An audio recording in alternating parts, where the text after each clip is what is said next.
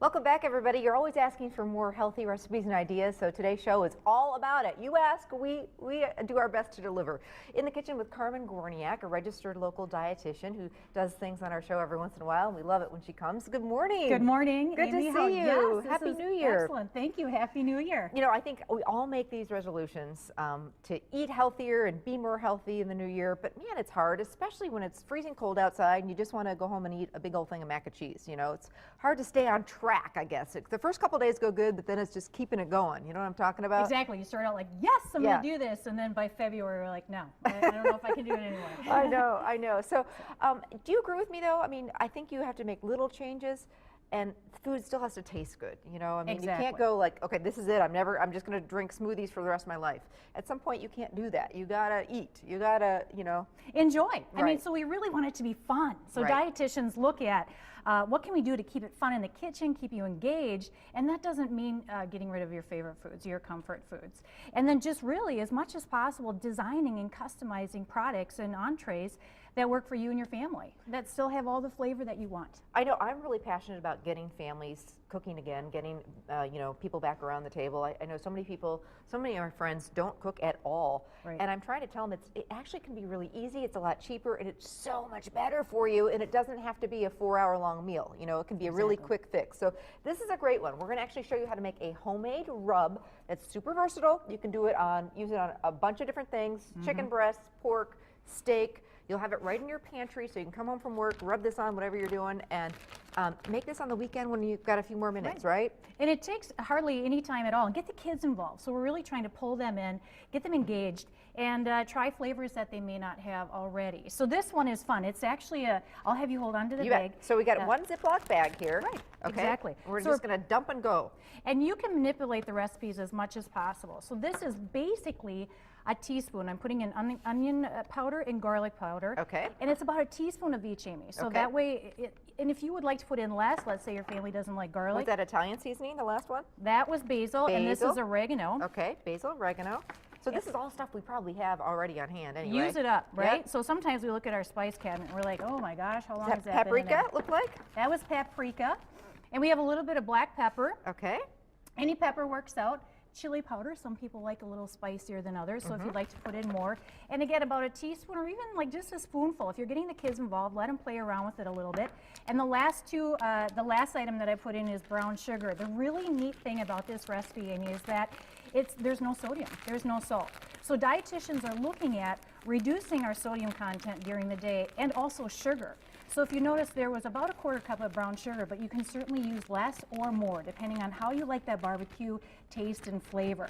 And then it's a matter of doing exactly what you're doing. Shake and keep it in the cupboards. Use it on products. Grilling works really nice. Crock pot.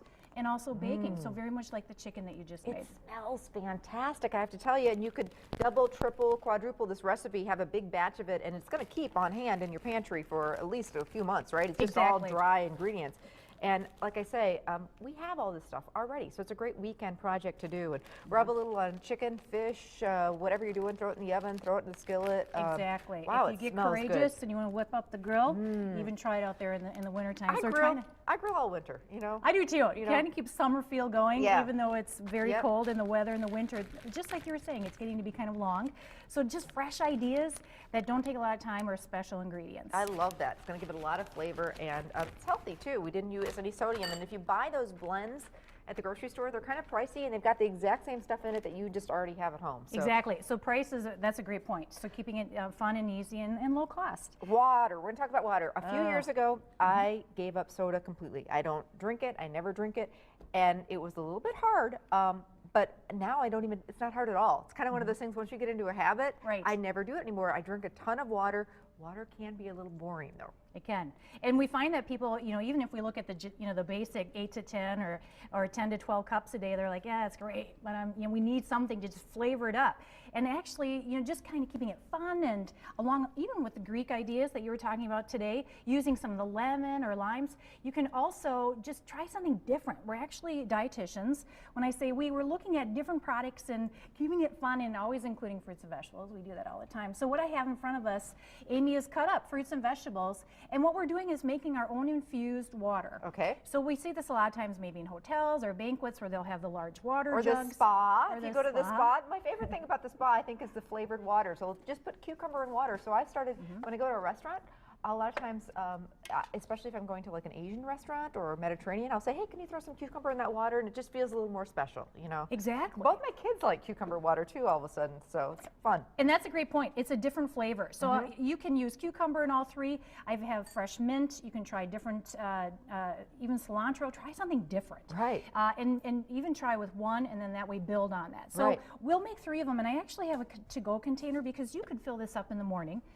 For work, and then just maybe use it for one day so it doesn't get too used, and then just fill it up at work, and then it looks pretty, it tastes great, and it keeps you refreshed. I love that. So let's go ahead and make, let's play a little So bit. let's throw some ice in here. Should we do Sure. that? Okay. And actually, I'm going to put, well, we'll keep the cucumbers in there. Okay, all right. But then we've got some different ideas, and this is stuff that you probably already have in that bottom produce drawer anyway, a little cucumber that needs using. What are some other of your favorites, Carmen? Well, I love the mint, and and I think you work with mint quite a bit, Amy, but it smells so good. Yep.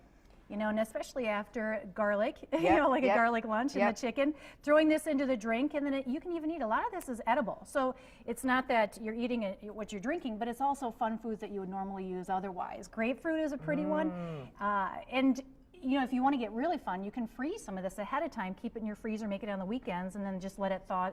Pick it up in the morning when you go to work and just let it thaw and drink. And it's pretty ice cubes as well. I've cut up strawberries. Kiwi is pretty.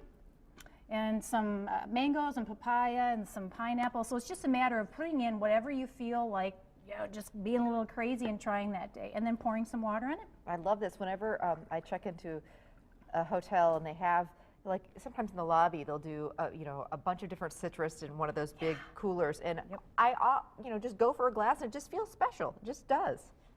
And it looks amazing. It does. It looks beautiful. I think that's so important too if you're having people over. I know we've got the Super Bowl coming up.